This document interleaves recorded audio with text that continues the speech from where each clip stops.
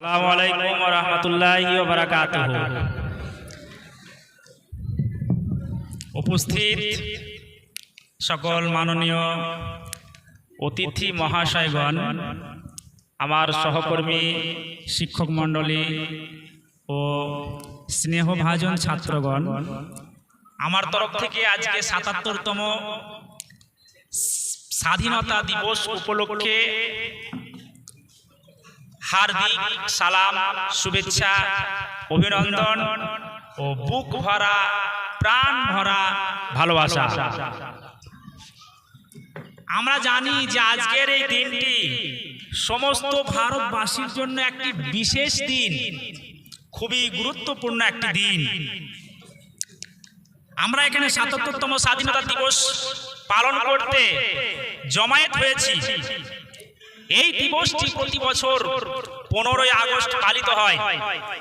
একজন ভারতীয় নাগরিক হিসাবে আজকের এই মহতী অনুষ্ঠানে অংশগ্রহণ করতে পেরে এবং এই দিনটিকে পালন করতে পেরে নিজেকে খুবই আনন্দিত মনে করছি।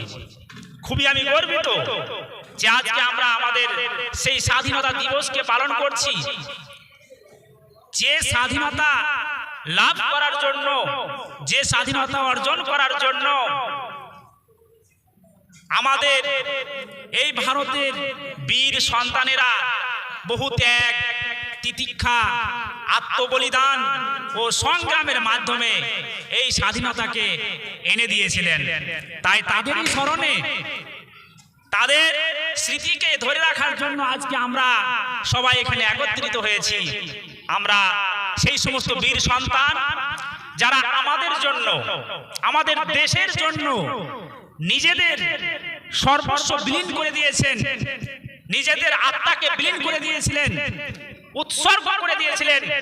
যেখানে ছিল না কোনো ধর্মীয় ভেদাভেদ, যেখানে ছিল না কোনো জাতিবাদী, যেখানে ছিল না কোনো অসমতা, সকলেই সর্বধর্মের মানুষ, সকল জাতির মানুষ একত্রিত হয়ে একই প্ল্যাটফর্মে দাঁড়িয়ে এই ভারতের মাটি থেকে স্বৈরাচারী ব্রিটিশ সরকারদেরকে তাড়িয়ে দিয়েছিল। সেটা ছিল এই 15ই আগস্ট 1947 সাল শুক্রবার। আমরা আজকে ধন্য যে ভারতের মাটিতে আমরা ভারতীয় হিসাবে জন্মগ্রহণ করতে পেরেছি। আমরা নিজেদের মৌলিক অধিকারকে পেয়েছি। আমরা স্বাধীন নাগরিক হিসাবে স্বীকৃতি পেয়ে। কার জানা ছিল যে 1601 খ্রিস্টাব্দে সেই ইংরেজরা মশলার ব্যবসা করার নামে এই ভারতে এসেছিল?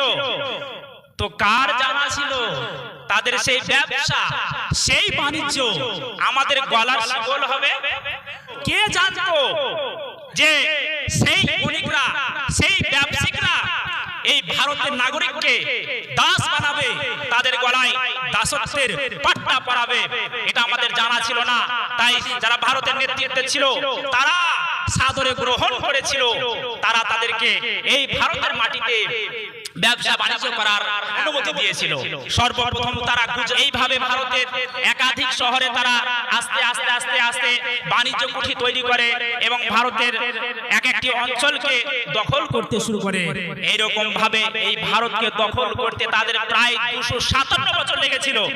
কারণ ভারতে সর্বপ্রথম ইংরেজরা এসেছিল 1601 খ্রিস্টাব্দে। তারপরে কিছুদিন পর ইস্ট ইন্ডিয়া কোম্পানির নামে প্রতিষ্ঠিত হয় এক স্বৈরাচারী এক কমিটি। সেই স্বৈরাচারী কমিটি আস্তে আস্তে আস্তে পুরো ভারতকে কব্জা করে নেয়। এইরকম ভাবে আমাদেরকে, আমাদের পূর্বপুরুষদেরকে আস্তে আস্তে তারা দাস বানিয়েছিল। তারা নির্মম অত্যাচার চালিয়েছিল, দেশের অর্থনীতিকে একেবারে তলায় দিয়েছিল, দেশে দুর্ভিক্ষ সৃষ্টি করেছিল, মহামারী সৃষ্টি করেছিল। এই ভারতের নাগরিকরা তাদের জুলুম, অত্যাচার, অন্যায়, নির্যাতনে অতিষ্ঠ হয়ে থাকতে না পেরে তাদের মধ্যে স্বাধিকারের স্বাদ জেগে ওঠে, স্বাধীনতার স্বাদ জেগে ওঠে। তারা মুক্তি লাভের জন্য তারা সংগ্রামে নেমে পড়ে, লড়াইয়ে নেমে পড়ে। তখন সেই British Sarkar divide and rule policy, অর্থাৎ ভাগ করো আর শাসন করো, এটাই ছিল ব্রিটিশদের নীতি। ভারতবাসীরা সেই ডিভাইড অ্যান্ড রুল এই পলিসিকে ভেঙে দিয়ে সর্বধর্মের মানুষ, সর্বজাতির মানুষ এই ভারতের এক ছত্র ছায়ায় এসে ভারতের বীর নেতা, বীর সন্তানেরা তারা নেতৃত্ব দিয়ে এই ভারতের মাটি থেকে ইংরেজদেরকে তাড়িয়ে দিয়েছিল। আমরা সেই সমস্ত বীর সন্তান, সেই সমস্ত যারা সংগ্রামী নেতা ছিলেন, তাদেরকে আমরা আমাদের অন্তর থেকে শুভেচ্ছা জানাই, সালাম জানাই, ভালোবাসা জানাই। জয় হিন্দ, জয় ভারত।